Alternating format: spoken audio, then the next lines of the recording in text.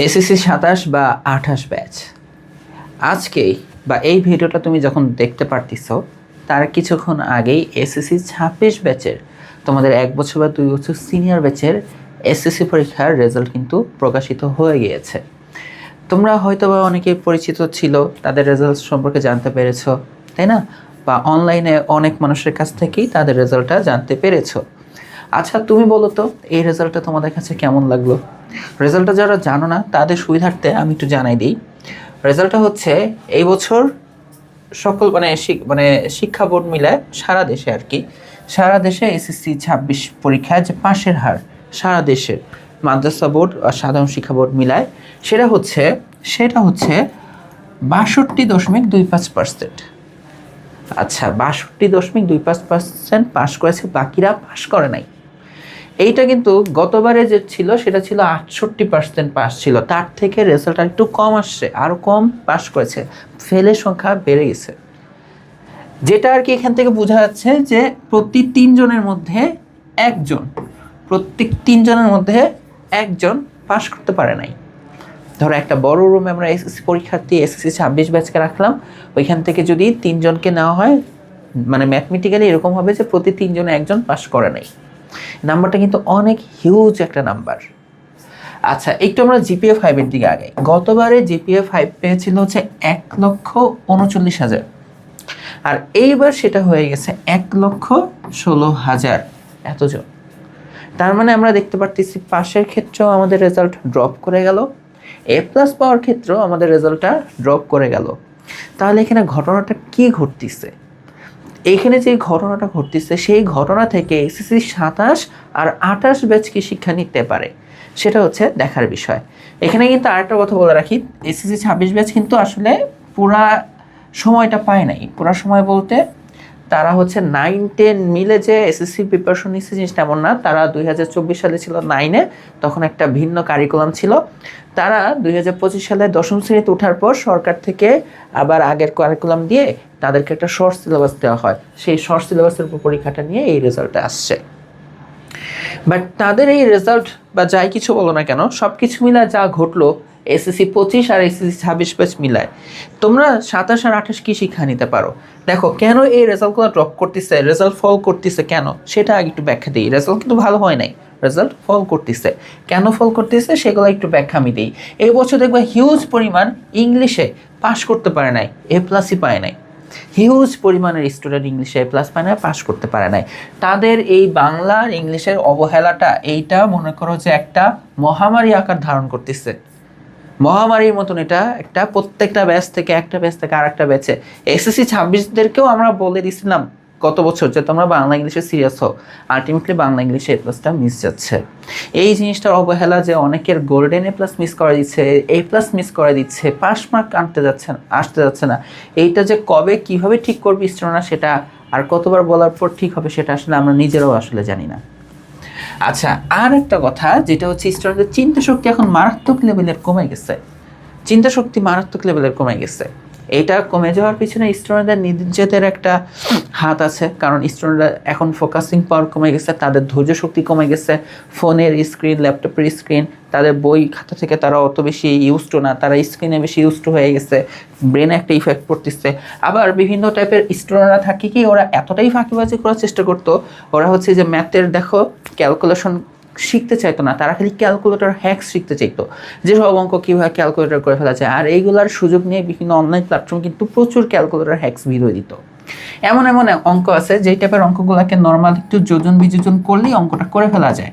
হ্যাঁ, সিম্পল একটা কিছু দেওয়া আছে, যোজন বিযোজন করলে a/b মানটা বের হয়ে যাবে। ও মা, দেখতাম যে কিছু প্ল্যাটফর্মের ফেমাস টিচাররা এই ক্যালকুলেটর নিয়ে দেখি যে মান বসাইতে থাকতে একের পর এক মান, এই হচ্ছে সেই হচ্ছে হ্যান হচ্ছে, 2 মিনিট পরে যে সলভ হইতো, তারপর এটা নাকি হইতো ক্যালকুলেটর হ্যাক্স। আসলে ওইটা যে একটুখানি যোজন বিযোজন করলেই মিলে যায়, যেটা করতে গেলে কয়েক সেকেন্ড লাগবে। স্টুডেন্টদেরকে উচিত, শিক্ষক হিসেবে তার উচিত ছিল স্টুডেন্টদেরকে এই চিন্তা শক্তি বাড়ানো, বা তারা হচ্ছে এই সকল চিন্তা শক্তি স্টুডেন্টদেরকে বাড়াচ্ছে না। কারণ স্টুডেন্টরা দিন শেষে ওইসব হ্যাক্স খায়, আর তারা ওইসব হ্যাক্স যত বেশি খাওয়াইতে পারবে তারা তত বেশি গ্রো করতে পারবে। তো আলটিমেটলি স্টুডেন্টদের এই চিন্তা শক্তি কমে যাওয়াটার কারণে এসএসসির রেজাল্টগুলো ফল করতেছে ক্রমাগতভাবে। এরপর স্টুডেন্টরা হচ্ছে প্রপারলি পড়ালেখা করে না, এটা সত্যি কথা। প্রপার রুটিন ওয়াইজ কয়জন পড়ালেখা করে সেটা আসলে খুবই ভাবার একটা বিষয়। তারা হয়তোবা দিনে 14টা রুটিন বানায়, 14টাই ছিঁড়ে ফেলে। আমাদের প্ল্যাটফর্ম থেকেও কিন্তু তোমাদের এসএসসি 27 যারা আছে টেস্ট পরীক্ষার জন্য কিন্তু একটা কামব্যাক রুটিন দেওয়া হয়েছে। কয়জন তোমরা সেই রুটিনটা ফলো করে রেগুলার পড়ালেখা করতেছো? ওখানে দিয়ে দেওয়া হয়েছে কোন দিন কি পড়তে হবে। যদিও এটা তোমার নিজের করা উচিত, যদি চিন্তা শক্তি বাড়ানোর জন্য এটা তোমার নিজের করা উচিত ছিল, বাট তারপরেও তোমাদেরকে এরকম রুটিন দেওয়া হয়, বাট এটা অনেকেই ফলো করো না।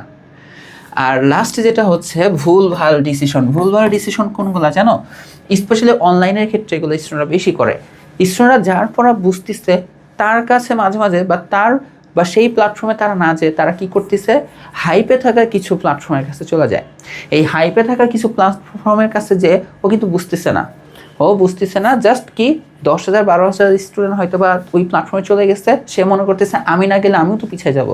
এবার এসএসসি 26 ব্যাচের আমাদের হিউজ পরিমাণে স্টুডেন্ট কিন্তু A+ আসছে, যারা আমাদের পেইড ব্যাচে ছিল। হ্যাঁ, এখন আমাদের আবার কয়েক হাজার স্টুডেন্ট ছিল না, আমাদের 100-150 স্টুডেন্ট, 150 মতন স্টুডেন্ট ছিল, 150 থেকে একটু বেশি, 200 কম। তাদের মধ্যে থেকে কিন্তু আমি এখন পর্যন্ত যে রেজাল্টটা দেখলাম, যে আমি অন এভারেজে হচ্ছে 4 জনের রেজাল্ট যদি দেখি, তার মধ্যে হচ্ছে 3 জনের মধ্যে A+ পাচ্ছি, একজনের হয়তো A+ মিস গেছে। এরকম প্রতি 4 জনে আমি 3 জনের A+ পাচ্ছি, যারা আমাকে এখন পর্যন্ত রেজাল্ট দেখাচ্ছে।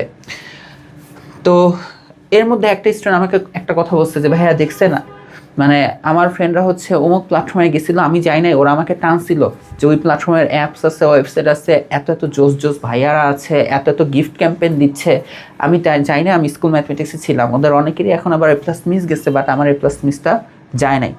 তো এই যে একটা সাহসিকতার ডিসিশন, বাট স্টুডেন্টরা এরকম কি করে, বিভিন্ন হাইপের চক্করে অন্যান্য প্ল্যাটফর্মে ছড়ায় যাচ্ছে, যেটা যে তার কোনো বিন্দুমাত্র উপকার হচ্ছে না। এই টাইপের ভুলভাল ডিসিশনগুলো দায়ী। আরও এই কথাটা আমি কেন A+ বা পাস করা কমে যাওয়ার কারণে এই রিজনটা কেন টানলাম, ভুলভাল ডিসিশন। দেখো, ভুলভাল ডিসিশন কেন হবে না? কিছু প্ল্যাটফর্ম 26 ঘন্টার ফিজিক্স ক্লাস দিত পরীক্ষার আগের দিন। কোনো স্টুডেন্ট যদি পরীক্ষার আগের দিন 26 ঘন্টার ক্লাস করে, সে আদৌ স্টুডেন্ট? বা সেই স্টুডেন্ট হিসেবে এই ডিসিশনটা যে নিল, সেটা আদৌ কোনো সঠিক ডিসিশন?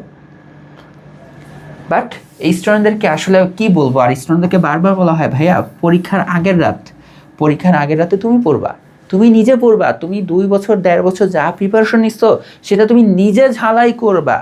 তোমাকে কেন ম্যারাথন ক্লাস দিতে হবে? তোমাদের বাধ্য হয়ে আমরাও দিচ্ছিলাম, বাট কিছু প্ল্যাটফর্ম এগুলোকে এমনভাবে হাইলাইটেড করে যে তাদের ক্লাস 1 মিলিয়ন স্টুডেন্ট দেখে গেছে। 1 মিলিয়ন, কথাটা বুঝতেছো? 10 লাখ স্টুডেন্ট তাদের ওই ক্লাসগুলো পরীক্ষার আগে দেখে যেত। কয় লাখ A+ পাইছে? কথাটা এটার অ্যান্সার দাও। কত লাখ স্টুডেন্ট A+ পেয়েছে? এই 7-8 লাখ স্টুডেন্ট তো ফেলই করে বসে আসছে। ওই 7-8 লাখ স্টুডেন্টের মধ্যে এরা কিন্তু ওই ভিডিওগুলো দেখছে, এটা শিওর। বাট তারা কিন্তু ওইসব প্ল্যাটফর্ম এখন আর তোমার এইসব দায়ভার নিবে না। তারা নিবে কি, কয়েকটা সিলেক্টিভ স্টুডেন্টের রেজাল্ট নিয়ে মাতামাতি করে বলবে কি আমাদের 80% A+। প্রত্যেক প্ল্যাটফর্ম বলবে যে তাদের 80 to 90% A+, অথচ পাশই হয়েছে সারা বাংলাদেশ 62%। বুঝছো? তো এই টাইপের তোমাকে বুঝতে হবে যে কারা সঠিক কথা বলতেছে, কারা সঠিক তথ্য দিচ্ছে, তোমাকে একটু আইডেন্টিফাই করতে হবে। তো তোমরা এসএসসি 27-28 ব্যাচের জন্য যা আমি বলতে পারি, তোমরা এসএসসি 26 ব্যাচের রেজাল্ট থেকে যেটা নিবা সেটা হচ্ছে জেনারেল সাবজেক্ট যেগুলো, স্পেশালি বাংলা আর ইংলিশ, এগুলোতে আর অবহেলা করো না। এসএসসি 28 ব্যাচকে আমি অনেক আগে থেকে এটা নিয়ে অ্যালার্ট করতেছি যে ভাইয়া প্রতিদিন একটু হলো, একবার হলো বাংলা, বা পরের দিন ইংলিশ, আবার বাংলা, পরের দিন ইংলিশ, এভাবে ডেইলি একটু চলতে হবে। দেন তোমার প্রপার একটা স্টাডি রুটিন থাকতে হবে। তুমি স্কুল কখন, তুমি কোথাও কোনো জায়গায় কোচিং করো কিনা, প্রাইভেট পড়ো কিনা, সেই সকল রুটিনকে অ্যাডজাস্ট করে একটা তোমার প্রপার স্টাডি রুটিন থাকতে হবে, যেখানে তুমি নিজে পড়বা, সেলফ স্টাডি হবে। সেলফ স্টাডি, তুমি কারো কাছে পড়তেছো সেটা না, নিজে তোমাকে অ্যাটলিস্ট 3 থেকে 4 ঘন্টা সময় নিজেকে দিতে হবে। ওই টাইমে শুধু তুমি নিজে পড়বা। এরকম স্টাডি রুটিন তুমি যদি বের করতে পারো, তোমার দেখবা যে আস্তে আস্তে গ্যাপগুলো রিকভার হয়ে যাচ্ছে। এরপর হচ্ছে তোমাদেরকে এই জিনিসটা না করবো, শর্টকাটের পিছনে ছুটো না। এই যে এসএসসি 26 ব্যাচের পোলাপানগুলো কি করতে জানো? জানুয়ারি মাসে ওদেরকে মাত্র কারিকুলাম দেওয়া হয়েছে যে এই নাও ভাইয়া তোমরা এখন থেকে এই শর্ট সিলেবাসটা পড়বা, শর্ট সিলেবাসটা পড়ে তোমরা এসএসসি দিবা। এই কিছু পোলাপান ছিল, ওরা কি করতে জানো? ওরা করতে 1 শট ক্লাস, গতি অধ্যায়, জীবনের গতি পড়েও নাই, ফিজিক্সের গতি নিয়ে সূত্র নিয়ে কোনো আইডিয়া নাই। ওরা দেখতো কি, ওই যে কিছু বড় প্ল্যাটফর্ম দিত যে অমুক ভাইয়ের ক্লাস, অমুক ভাই best teacher, god teacher, greatest of all time of Bangladesh, হ্যানত্যান হাবিজাবি, যে কি গতির ক্লাস দিয়ে দিচ্ছে, গতি অধ্যায় 2 এক ক্লাসেই সব, হ্যাঁ অধ্যায় 2 এক ক্লাসেই সব দিয়ে দিচ্ছে। বিষয়টা হচ্ছে ওই টিচার ওই প্ল্যাটফর্ম তো হচ্ছে রিচ পাওয়ার জন্য তোমাদেরকে এগুলো গেলাবেই, কারণ স্টুডেন্টরা স্বাভাবিকভাবে যখন দেখবে যে ও একটা ভিডিও দেখলে আমি ফুল গতি শিখে ফেলবো, তাহলে তো আমি এটা দেখবোই, ওরা ওইটাই দেখতো। ওইখানে কি করানো হয়, এখানে কিন্তু সিলেক্টিভ কয়েকটা টাইপ করানো হয়, জাস্ট কয়েকটা টাইপ করানো হয়, ওই টাইপের আন্ডারে আসা বোর্ড কোয়েশ্চেনগুলোকে একটু দেখায় দেওয়া হয়। আর স্টুডেন্টরা জাস্ট ওই টাইপের মনে করে যে ওয়াও আমি তো সেই শিখে গেছি।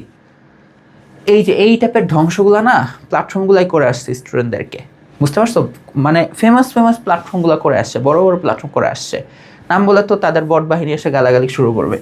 তো এই টাইপের জিনিসগুলো তোমাদেরকে করা যাবে না, সত্যি কথা। এই শর্টকাট দিয়ে যদি হইতো, এতই শর্টকাট দিয়ে যদি হইতো, তাহলে ভাই ওই যে 26 ঘন্টার ক্লাস করেই সবাই পরীক্ষা দিত, 2 বছর তোমাকে দিত না সরকার, তোমাকে 2 বছর এরকম 1.5 বছর সময় কখনোই দিবে না ফিজিক্স পড়ার জন্যে, যে যদি তোমার ওই 26 ঘন্টার একটা ক্লাস করে তুমি পারদর্শী হয়ে যাও, এখানটা জীবনই হবে না, বুঝতে পারছো? এইসব শর্টকাটের পিছনে ছুটো না, ঠিক আছে? বেসিক থেকে শেখার চেষ্টা করো। এসএসসি 27-এর সামনে টেস্ট পরীক্ষা, তোমার যেই কটা অধ্যায় আগে পড়ছো সেগুলাই প্রপারলি রিভিশন দাও, গ্যাপ থাকলে গ্যাপ ফিল আপ করো, আর যে অধ্যায় পড়া হয় নাই সেগুলা না পড়া অধ্যায় ওয়ান শট করো না, ওয়ান শট না পড়া অধ্যায়গুলোকে তুমি কি করবা, তুমি হচ্ছে গিয়ে ভালোভাবে শেখার চেষ্টা করবা।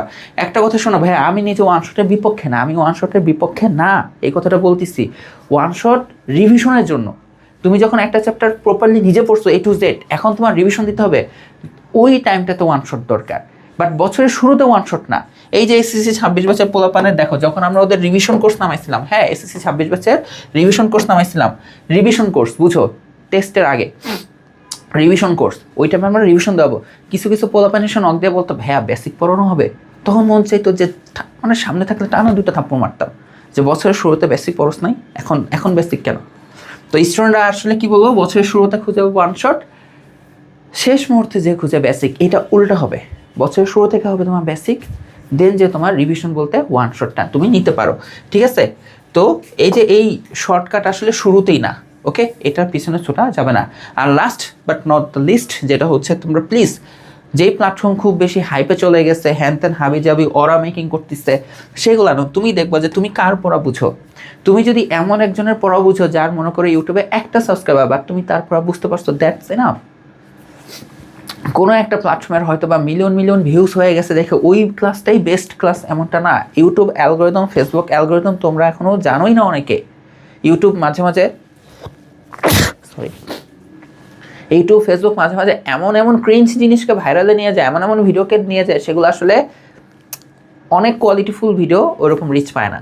তো তোমরা নিজেরা খুঁজবা কোন টিচার কোন প্ল্যাটফর্মে পড়া তোমরা বুঝতে পারতেছো, তোমরা সেটাতেই থাকার চেষ্টা করবা। সেটা একটা প্ল্যাটফর্ম যখন শুরু করবে দেখবা তোমাদেরকে একদম A to Z শেখানোরই চেষ্টা করবে। স্পেশালি আমার প্ল্যাটফর্ম, বা আমি তো এইভাবেই চেষ্টা করে আসছি। তো এই জিনিসগুলোতেই তোমরা ফোকাস করবা, যে আশা করি তোমরা বুঝতে পারছো এসএসসি 26-এর রেজাল্ট বা এসএসসি 25-এর রেজাল্ট থেকে 27 আর 28 ব্যাচ কি ভুলগুলা থেকে কি শিক্ষা নিতে পারো। আশা করি তোমরা বুঝতে পারছো। দেখা হবে তোমাদের সাথে আমাদের কোনো না কোনো একটা ক্লাসে। সবাইকে আল্লাহ হাফেজ।